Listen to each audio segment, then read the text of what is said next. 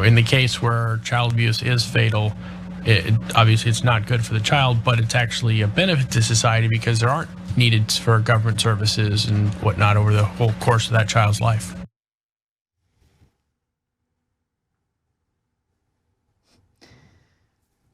That was an Alaska state representative named David Eastman, a Republican, literally claiming that child abuse fatalities could actually have a silver lining, less of a cost on society.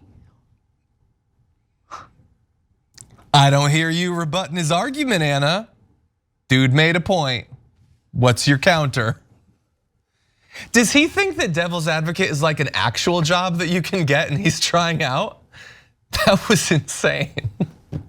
Also, it's even if like he doesn't even understand what he's saying, he's wrong as well, but also morally abhorrent. I think he understands what he's saying. He was asked by other lawmakers, because the first time he said it, they're like, oh, I must have misheard. But I would argue that he has this stat, which I think you're gonna get to, about the additional cost that child abuse that doesn't result in death can additionally cost to the family and to society, in that the child needs treatment or whatever. Yeah, but it's also like, in theory, let's say you're gonna be horrific and say it's better if they die. No, there's still tons of costs on the family and on people who know them and the lost productivity of the person's life. So even inside of the demonic logic he's trying to use, he doesn't even understand what he's saying. So we did a little digging to learn more about this state lawmaker in Alaska. Stay tuned for that. But first, we got to give you more context about the video. So Eastman was asking a series of questions during this hearing on adverse childhood experiences, such as physical and sexual abuse on children or growing up in a household with domestic violence, okay? Now, he wanted to, and the whole point was to see how it could negatively affect a person throughout their lives. As part of the presentation, documents given to legislators estimated that when child abuse is fatal, it could cost the family and broader society 1.5 million in terms of trauma and what the child could potentially have earned over their lifetime. What, like, that's okay, what I was referring to. Can we just let's pause that's for a if second? They die. Why? Okay. Why are we doing a freaking cost-benefit analysis on this? Like what? Well, no, I don't think that what they were doing was a cost-benefit analysis. I think they were referencing research which tries to give a holistic idea of how devastating this sorts of abuse is. Got it. It's not to make decisions about which would be better. He's adding that fun layer on top. I get it, but it's just really interesting how they got to talk about the financial cost rather than really just being concerned about the human cost. You get what I'm saying? It's like, it's not enough. All right, kids be getting beaten up by their family, sometimes their parents, sometimes they die. Now we could maybe like talk about the morality of that and the importance of government actually protecting human lives, or we could run some numbers. Why don't we run some numbers? Like, F your numbers. What are we doing right now? Yeah. Again, I don't think the original researchers are doing that. I get it. I hate the framing of this entire discussion. That's my point. I mean, we've heard a lot of really crazy things come out of the mouths of especially state legislators, like mounting cameras in these state legislatures was an interesting idea. It's exposed us to a lot of, yeah, definitely. Yeah, we've just heard such horrific stuff, and it makes me wonder, like, so anybody can become a state legislator? John, there's literally no bar whatsoever. The dumbest, craziest people in the country. Anyone can be president. That's true. Okay, like let's just. Yeah, but he was a billionaire at least. That chucklehead, I'm assuming, does not have billions of dollars and a decade of an NBC reality show. So with the context that I just gave you, why don't we go to his exchange with Trevor Storrs. He's the president and CEO of the Alaska Children's Trust. Through the chair, can you say that again? Did you say a benefit for society? Talking dollars. Now you've got a $1.5 million price tag here for victims of fatal child abuse. It gets argued periodically that it's actually a cost savings because that child is not going to need any of those government services that they might otherwise be entitled to receive and need based on growing up in this type of environment. Through the chair, Representative, I guess that would be the idea, if I can use a really bad analogy, when you hit somebody, always back up because it's cheaper to insurance. I don't pertain to that, and I'm really, I'm not even sure how to answer that, that there's a cost saving to the death of a child. The impact that that has on a family and us as a society when a child is lost, especially to child abuse and neglect, is unmeasurable. And it's hugely tragic.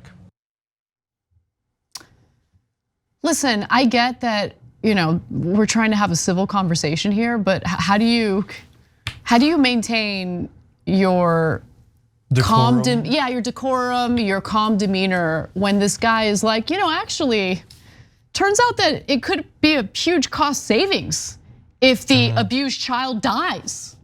What about that? And by the way, that was bad enough. It's about to get worse, believe it or not. Let's watch. And the way that you're calculating this 1.5 million, and when I say you, I mean the people who did calculate it, does that 1.5 million get higher or lower depending upon the age at which the child is killed?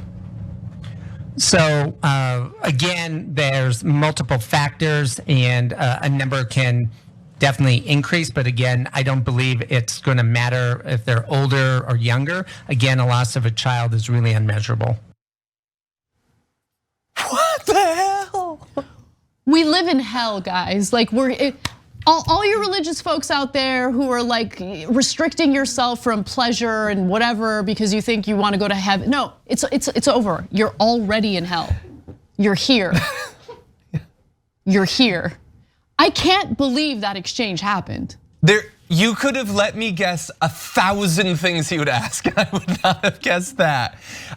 We constantly beg of people on this little screen right here to ask follow-up questions. I don't want them anymore. No more follow-up questions, they're too crazy. That guy is basically Cards Against Humanity as a human. Like he's just trying to freak out everyone in the room with him. Why? What does it matter? What does he think the end goal of this? Them deciding which year to finish the kid off? Oh my God! What's your project, man? Why are you asking about this? By the way, you want to take a stab at? The kid's 7. It's not even worth it to use a bullet at this point. No pun intended. I apologize for that. But like, you want to take a guess at where Representative David Eastman falls in the reproductive rights argument? I'm gonna guess mandated execution of abortioners. I don't know what. Well, in June. Well, wait. How old is the abortioner? Where do we stand on teen doctors? Would society save more money if we call for the murder of the doctor when they're older or when they're younger? What is his position? Let's go to this Facebook post from June 2020. Babies' lives matter, but do they, Representative Eastman? Do they? Because it seems like when money's involved, they don't matter at all. No, babies' lives matter. Toddlers. No. Fetus, zygote, embryo, anything prior to exiting the womb. Okay. Really fast though, because I want to help him because he's provided entertainment for us. No, I don't want to help him. So he had good material, I think, for that. But now that we're watching, he's not going to use the same material. So I want to get him started. I want to set his mind ablaze. If you can take one child and think about the cost savings if they weren't alive rather than if they were alive, imagine how much money could be saved if no humans were ever born again. I mean, we're gonna be flush with cash.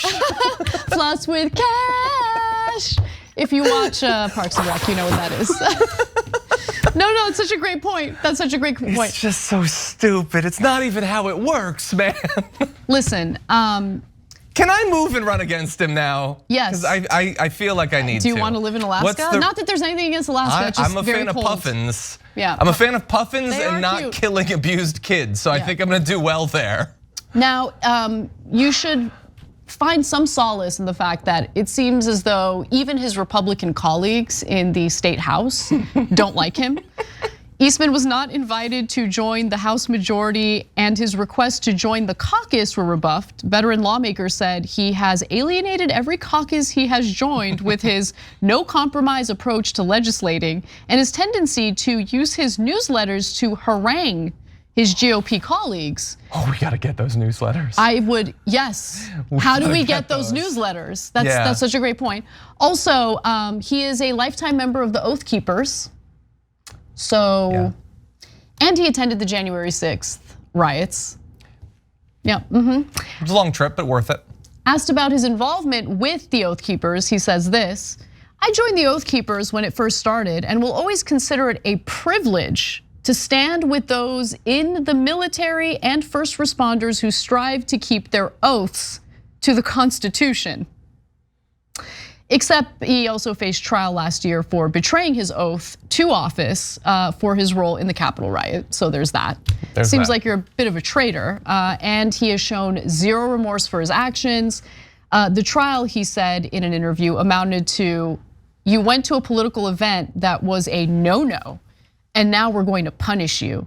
And that's fundamentally not American. Apparently what is American is attempting to undo the results of our democratic process because you didn't like the results. Yeah. Right? I mean, what a clown. Yeah, it is, once again, his logic was faulty. It might have made sense financially to end America as an experiment like 100 years in, but it's too old now. The cost savings just aren't there. And unfortunately, by the way, this guy's wild.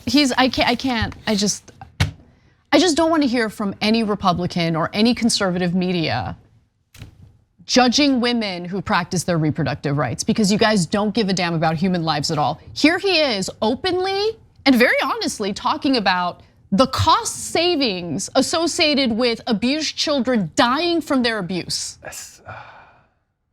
Hashtag save the children, or not. Hashtag keep your kids away from Republican lawmakers. Yeah. How about that? Thanks for watching the Young Turks, really appreciate it. Another way to show support is through YouTube memberships. You'll get to interact with us more. There's live chat emojis, badges. You've got emojis of me, Anna, John, JR. So those are super fun. But you also get playback of our exclusive member-only shows and specials right after they air. So all of that, all you gotta do is click that join button right underneath the video. Thank you.